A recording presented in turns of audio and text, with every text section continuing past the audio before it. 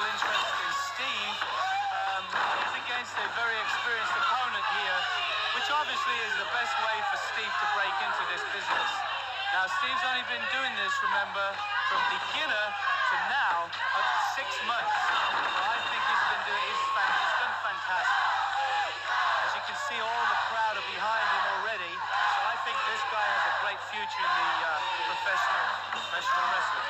Now, just the other day here on television, things almost got out of hand between you and Eric Embry. Thank goodness those had a happy ending. You all will be in the tag team main event next week here on USWA Wrestling.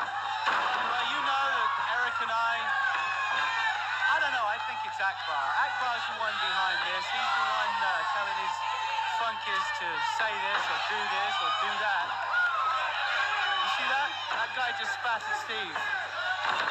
That's right, the medicine man, Chris Youngblood, agitated Steve Williams and now has taken advantage in the ring as he drops the back of that knee down on the head.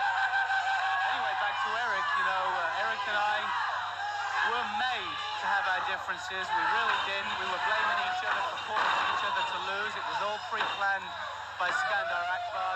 We're the best of buddies. We've been friends for a long, long time, so everything's really cool now. Down to the knee comes the medicine man, Chris Youngblood, the full-blooded Indian. He's in our first match here. Coming up later, you're going to see Kevin Von Erich against P.Y. With Tojo in his corner, we've got the stud stable against Jeff Jarrett and Matt Bourne. That exciting title rematch main event that you've already seen and heard the reasons for. Got an interview right after this bout as you enjoy the analysis of gentleman Chris Adams, who's joined us here for this first bout.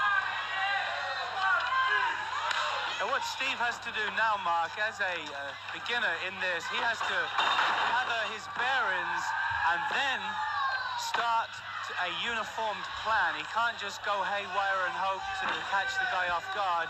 He's got to be thinking right now at this point so he can come up with a plan to weaken Youngblood and also hopefully pin him in the end. Youngblood getting aggravated about the officiating. Chris, you've got the beautiful calendar in front of you. You've got the brochure from the wrestling school with you.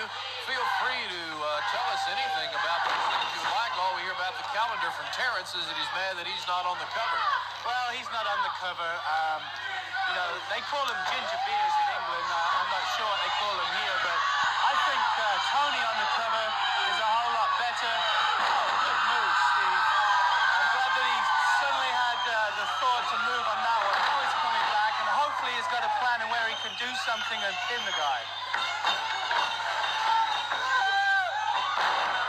Over and down goes Chris Youngblood. Takes him all the way over with a reverse full Nelson. Good. And the pin, 1, 2. Almost. Just like to throw in real quickly, Mark, about the ABC of professional wrestling. It's a tape that coincides with the wrestling school. And what it does is it explains not only how to break into the business, it goes into the matches here at the Sportatorium and other places. It shows you actual matches. Then we go back into the studio to show exactly how we do the movements. It's a fantastic deal. I hope Steve moves on this one. Ooh! He did not. Here's the pin. The leg is hooked. 1, 2, 3. Chris Youngblood is the winner. Chris, I want you to finish your thought on this, but let me make this